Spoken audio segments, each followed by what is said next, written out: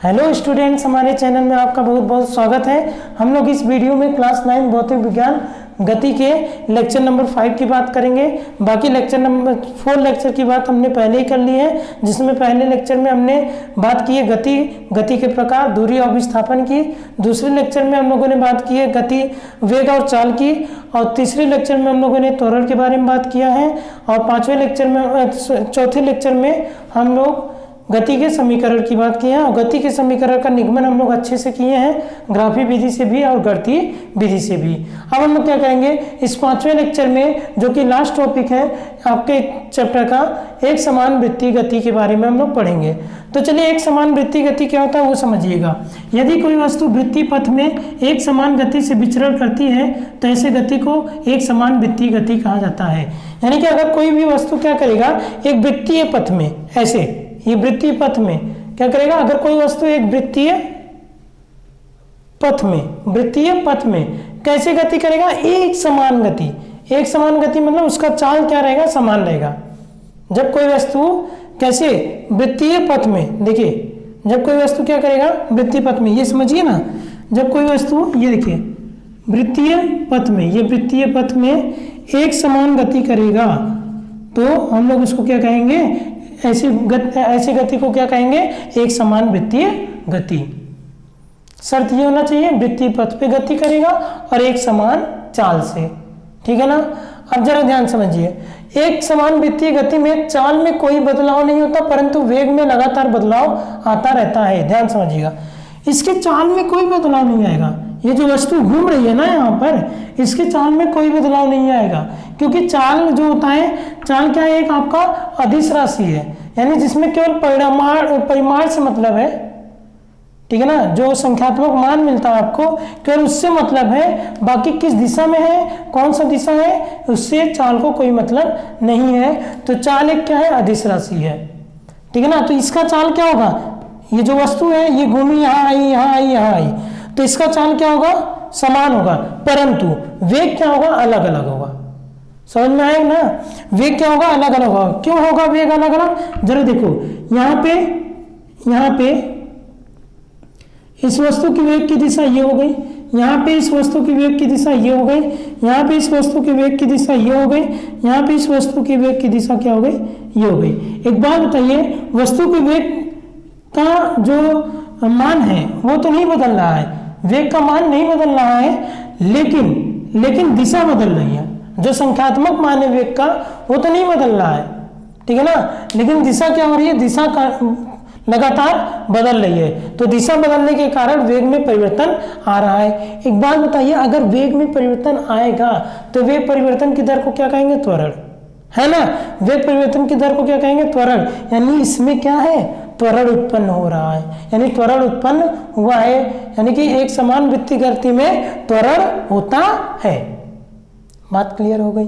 चलिए आगे देखिए क्या है, देखिए अतः एक समान वृत्तीय गति में त्वरण होता है। चलिए आगे देखिए, वेग की दिशा किसी भी वृत्तीय गति में स्पर्श रेखा के समान होती है। वो तो दिखा दिया मैं कि वेग की दिशा जो होगी, यहाँ पे वेग की दिशा इस वृत्त का स्पर्श रेखा खींचो तो एक बिंदु से, स्पर्श रेखा क्या होता है, वृत्त के किसी एक बिंदु को टच करते हुए जाने वाली लाइन। तो देखो, वृत्त के एक बिंदु को टच करते हुए जाने वाली ये रेखा क्या कर रही है, इसी को हम लोग क्या कहते हैं, स्पर्श रेखा। तो वृत्त की जो स्पर्श रेखा है वो क्या दिखा रही है, वो वेग की दिशा दिखा रही है, ठीक है ना। यहाँ पे वेग की दिशा ये, यहाँ पे वेग की दिशा ये, यहाँ पे वेग की दिशा ये, यहाँ पे वेग की दिशा ये। समझ में आ रहा है ना। तो ये क्या दिखा रहा है, वेग की दिशा दिखा रहा है। बात समझ में आई। तो इसीलिए क्या बोला गया कि वेग की दिशा किसी भी वृत्तीय गति में स्पर्श रेखा के समान होती है। स्पर्श रेखा क्या होती है, वृत्त के किसी एक बिंदु को टच करते हुए निकल के जाने वाली रेखा को स्पर्श रेखा कहते हैं, ठीक है ना। चलिए अब हम लोग बात करते हैं, जो वस्तु यहाँ पे घूम रही है, जो एक समान वृत्तीय गति कर रही है, उसका चाल क्या होगा। तो वस्तु की चाल बराबर क्या होगा, कुल दूरी बटे कुल समय। कुल दूरी कितना होगा, देखिए ये यहाँ चलना प्रारंभ किया, यहाँ पर आया तो कितना हो गया कुल दूरी, 2πr। अरे वृत्त की परिधि तो ही तो होगी, तो कुल दूरी कितनी हो गई, 2πr, और कुल समय क्या होगा, t। तो b इक्वल टू क्या हो जाएगा, 2πr/t। तो ये था एक समान वृत्तीय गति की बात। ठीक है ना।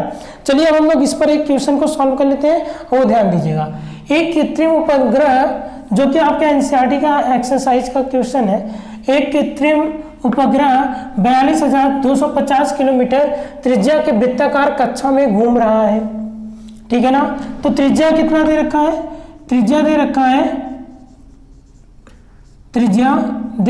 42,250 किलोमीटर, ठीक है ना, किलोमीटर। अब हम क्या करेंगे, इसको मीटर में बदलेंगे, तो मीटर में बदलेंगे तो त्रिज्या जो हो जाएगा 42,250 गुणे 1000 हो जाएगा मीटर में, ठीक है ना। तो ये हो गया आपका। अब देखिए आगे क्या है, समय कितना, 24 घंटे में पृथ्वी की परिक्रमा करता है। कितने घंटे में पृथ्वी की परिक्रमा करता है, 24 घंटे में। एक कृत्रिम उपग्रह है, ठीक है ना, वो क्या कर रहा है, पृथ्वी की परिक्रमा कितने समय में कर रहा है, 24 घंटे में कर रहा है। तो टाइम इक्वल टू क्या हो गया, 24 घंटे हो गए। क्या हो गया, 24 घंटे हो गए। अब 24 घंटे हो गए तो इसको किस में चेंज करना पड़ेगा, सेकंड में चेंज करना पड़ेगा। तो टी बराबर क्या हो गया, 24 गुणे 60 है ना, यही तो होगा ना, 24 गुणे 60 तो मिनट में गया, फिर 60 का गुणा किया तो सेकंड में चला गया। चलिए अब देखिए, अब b इक्वल टू क्या होगा, 2πr/t, ये फॉर्मूला होता है। तो b इक्वल टू 2, पाई की वैल्यू 3.14, r की वैल्यू क्या है 42,250 गुणे 1, 2, 3 यानी 1000 बटे क्या हो गया 24 गुणे 60। देखिए 1 0 कैंसिल आउट हो गया, यहाँ से 1 0 चुरा लो, यहाँ से 1 0 चुरा लो आप। तो b इक्वल टू क्या हो जाएगा, 2 गुणे 3.14 था ना, 314 और गुणे 4 2 2 5, यहाँ का 1 0 और यहाँ का 1 0 निकाले और दशमलव की छुट्टी कर दिए। चलो आगे देखो क्या हो गया, 24 गुणे 6 तो देखो जब आप इसको सॉल्व करोगे ना, तो ये आएगा क्या 3070.9 मीटर प्रति सेकंड, ये होगा, ठीक है ना। लेकिन आंसर अगर आप लिखोगे तो आंसर अगर आप चाहे ये लिख दो, चाहे आप आंसर ऐसे लिख लो 3.07 किलोमीटर प्रति सेकंड। 07 किलोमीटर 1000 से क्या हो जाएगा, डिवाइड हो जाएगा, तो आंसर क्या आ गया 3.07 किलोमीटर प्रति सेकंड, ठीक है ना। तो ये था आपका एक समान वृत्तीय गति। अब आपका ये चैप्टर समाप्त हो चुका है। आप इसको क्या करिए, नोट डाउन कर लीजिए आप इसको।